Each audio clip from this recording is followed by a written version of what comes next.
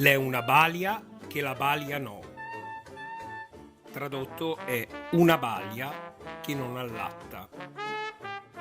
Questo non vuol dire che è una balia inefficiente, ma che si tratta di una balia sucia, una balia asciutta, una bambinaia.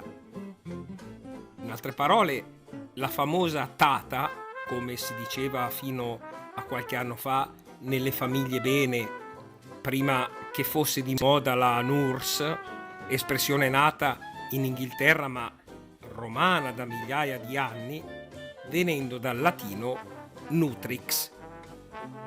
Spesso invece non è nata in Inghilterra, ma a Montloué, la NURS.